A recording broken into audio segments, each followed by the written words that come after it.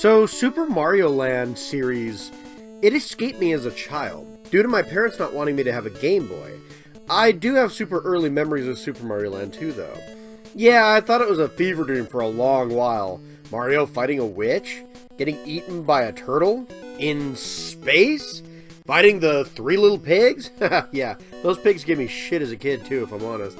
Although I sucked at games early age, so what can you say? Never played the first one until much later. Actually, the first time playing it was due to my original review of the game. It's only afterwards that I realized that this game is as old as I am. Come to find out, the Game Boy came out in 1989, and that would be the year I was born, too. Nice. This would mean I also premiered the same year as Princess Daisy. I'm not the biggest fan of Daisy, if I'm going to be honest, but I haven't played many of the sports titles either, so maybe I'm missing something. Perhaps one day. Then there's the second game, first introducing Wario. I think Wario and Daisy are far more popular than their respective debut games, if I'm going to be honest. But I'm ready to revisit these two games, so let's begin. I know the title is Takes on Wario, but I'm starting with Marioland first, so let's do it. Let's take on Tatanga! So, Mario is here with a new princess and a new villain. Care to guess the plot? Princess Daisy is kidnapped by Tatanga, and Mario must go save. See, if you swap out the names with Peach and Bowser, it's exact same damn plot we've had for a long time now. I am forgiving of platformers for repetitive story beats. However, this is literally the same story, making Daisy no different than Princess Peach, and Tatanga, well, he has an alien ship, but plot-wise he's literally just Bowser. Why change up the main characters only for them to play such a similar roles? Well, I think I know the answer. To my knowledge, the ones who developed Metroid were put in charge of the first Game Boy Mario game here on the Game Boy. They didn't really want to work on Mario and would have preferred their own characters. Most likely, that's why they created these own characters. And they probably had a more original plot in mind, but the heads of Nintendo probably wanted something more traditional. Still, there is plenty that's not traditional in this game. Daisy may be a color swap of Princess Peach, but Tatanga has a new design entirely, and the setting is absolutely new. Yeah, the first world here? It's based on Egypt with pyramids and enemies that reflect this. I mean, some are regular Koopas and Goombas, but there are unique enemies in this game too. For example, later on when you visit Easter Island-inspired level with the famous heads as enemies. I mean, seriously. The last area in the game has Chinese version of a vampire bouncing around, which is a traditional thing. They bounce, they jump. Look it up. Despite Mario's sprite probably being the lowest quality it has ever been, and Daisy being right behind, I do actually like the way the rest of the game looks, as well as the aesthetics. However, when it comes to the sound quality of the Game Boy, yeah, shockingly, this OST doesn't have any type of problem, I guess. This soundtrack is actually kind of bumping for the system. In fact, this is my favorite OST out of all the Game Boy games I've played. In particular, the Cave theme, a tune I fell in love with due to Super Smash Bros. Brawl remix. I still love the original. I thought it was going to be crap. Turns out it's not crap. It's actually really good. The 1-1 music is bouncy and fun, using the Game Boy limitations to make a pretty decent beat. And 2-1's theme is nice and lighthearted. The only track I actively don't like is the bonus stage music.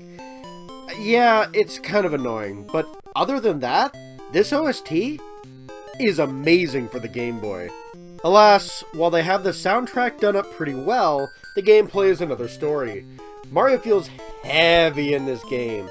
Maybe too much pasta. Man, I can relate. I love pasta.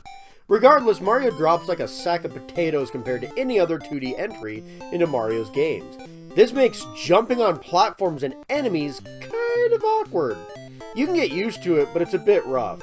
How about power-ups? Well, you can get a version of the Fire Flower that instead of fire gives you a big-ass super ball. Yay.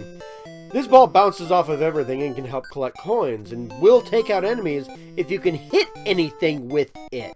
This ball comes out fast. I have a tendency to miss many of my targets completely. It's hard to aim and get used to since it's so damn fast, and my shots do shoot over my enemies unless I'm really close, putting me in danger. To even get this power-up, you need a mushroom to get bigger, but I find jumping on enemies is just easier to work with at times. All this works, though?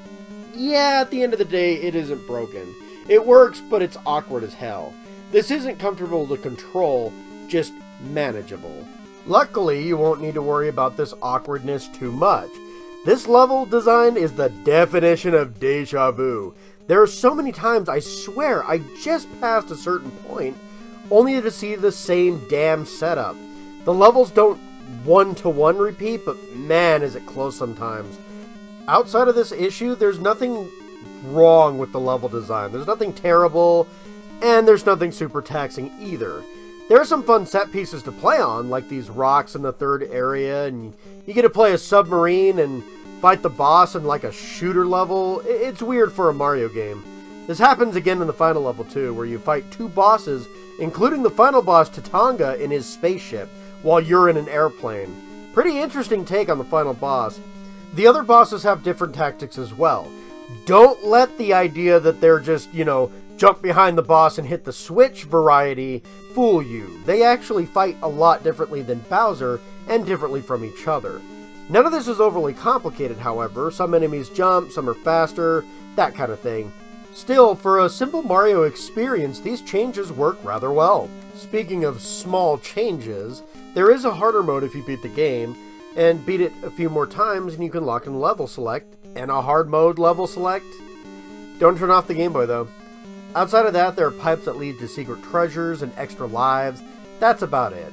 Hey, it may not be much, but I didn't expect much either. Simple as the name of the game. Super Mario Land is good. The music and level themes are great, the secrets are good as the original Mario Brothers, and the level design is bland but original in the best spots. The writing is literally the same story for Mario, and the gameplay is super awkward. Workable for sure, but awkward to get a hold of properly. 7 out of 10. Alright, so that's one down, let's get on to the next one. Let's do it. Let's take on Wario! So this game starts by making Marioland more interesting. Turns out Tatanga was hired by some ass named Wario to distract Mario. While Mario was saving Princess Daisy, Wario flipped the M on Mario's home, a big-ass castle, and turning it into a W, which makes it evil, I suppose. Something about Japanese culture. Wario then hides the coin-like keys to the castle with the minions he hired alongside Tatanga. First off, Mario's rich. Second off, Wario has minions. Interesting. This makes even the first game more interesting, and the first time Mario isn't trying to save a princess. All in the name of straying further away from Mario himself. Keep in mind, the next game in the series stars Wario. Mario Land 3 is a Wario Land pilot of sorts, so yeah, that's probably why this game is so weird. Maybe Mario's just in a different world entirely, or a new timeline here. Either way, due to the weird nature of the game, there are a lot of unique enemies and characters. This isn't that they're super original or interesting in design, they just really aren't Mario. But that's what makes this so charming overall. The music is fantastic, Star Maze is just a great track, and the overworld theme is pretty dang great too. Mario Land 1 aces this as my favorite Game Boy OST, but this is pretty close up there. This and Pokemon are hard to place, but they're pretty high. Yes, this soundtrack reuses a main beat, but overall the tunes are different enough to be familiar but stand on their own. Besides, some of the beats, like Wario's Castle, are completely original. I will give credit, with more levels there are certainly more tracks in this OST. A lot of unique level themes too. I mean, Mario Zone? It's a big-ass Mario toy. You also get eaten by a turtle and end up in a submarine, there's a big-ass pumpkin area, a giant house, a tree, space. You go to the moon before Mario Odyssey's a thing. I mean, how cool is that? The aesthetics here are wild. So when it comes to the gameplay this time around, Mario isn't a rock. Yep, he's actually pretty floaty. I don't mind this, however, as Mario is a lot bigger. Yeah, I didn't mention this before, but Mario's sprite has been upgraded and looks more like Mario Bros. 3. But this makes him way bigger, taking up more screen to compensate. As such, Mario gets more airtime in an effort to help not make the levels demand much here. Mario's fireballs also work like normal. They even give him a feather on his head too, that way you can kind of tell when it's Fire Mario. That's nice. This allows you to just be able to look and see that it's Fire Mario. Lastly, Mario gets bunny ears as a power-up as well. Something new? Well, no.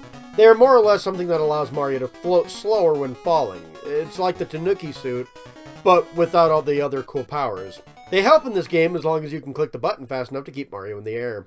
Don't worry if that sounds completely taxing though. The bunny ears are completely optional outside of some secrets, so if you can't press the button fast enough to get Mario to glide, don't worry. These levels may be weird, but they aren't too stressful. You will sometimes swim in sap in the air and bounce while you're in the whale's insides, but there's nothing super dangerous. They have ants. Pigs that shoot like cannons? No? Well, I tried. Even the bosses aren't much of a threat. They're all the dodge a simple attack and jump on them 3 times kind. It was purposely made this way because you can pick the levels in any order in the big-ass overworld. But to be fair, all the bosses do attack slightly differently. Then, suddenly the game hates you. Once you find all the 6 golden coins, you open up the final level and, beware, you're going to run into one of the biggest difficulty spikes in gaming history. Wario's castle is hard. Okay, it isn't super bad, but there are even beginner traps here. What the hell? No checkpoints either. Lovely. You have to beat the level and 3 phases for a boss fight all in one shot. Wario isn't too bad, but this is still very rough and demanding. And the level itself can be brutal if you aren't aware of the sudden challenge. Damn. Also, I missed them all here because I knew where they were, but there's floor traps. Yeah, you can press a floor button and suddenly you can't get through without taking a hit. Nice. Nice. Very nice. Luckily, there's plenty of things to do away from Wario's castle. Almost every zone has a secret level or 2 hidden away in it. These levels range from shortcuts to places with extra lives. Actually, lives are pretty easy to get overall. There are slots that Mario can use because he hoards his coins in this game. Instead of, using 100 of them to get an extra life, you can save up to 999. Killing enemies in this game actually nets you extra lives. Isn't that crazy? And there's plenty to find in the levels themselves. Same with the power-ups and coins, too. You can even net more lives and power-ups in bonus games by completing a level by hitting the bell above the goal door. Haha, more lives! More lives! They were really trying to prepare you for that final level run, I see. Overall, Super Mario Land 2 is a damn fine Game Boy game. Outside of one difficulty spike, the game does what it wants really well. The levels are weird, the OST is great, and the game is fun overall to play for as short and easy as it is. Overall, a masterpiece, a 10 out of 10. If there was one Game Boy platform to play from the Game Boy, make it this one unless you really need to see Kirby's first ever game. Not that Kirby's Dream Land is bad by any means. It's just that if you're going to pick one, pick this one. Just saying. Either way, with one good game and one masterpiece, Mario was really doing well on the Game Boy before being replaced by Wario. One day I'll have to visit the Wario Land series, huh? Still, it was fun re-looking at these games and talking about their music and aesthetics, something I really didn't talk about last time at all, while looking into these games for this channel. Overall, I had a lot of fun. These needed to be re-looked at, and in fact, if I recall correctly, I think both scores actually increased. Nice! That's all the time I have for this video, though. The next game I'm looking forward to is Final Fantasy VI, the review, almost 2 years in the making. Oh my gosh. Hopefully that will actually be the next video, because that's going to be a beast of a review. We'll see. Like, subscribe, comment for more content, hit the bell to see the massive next review, hopefully. And I'll see you later, my minions. Take care.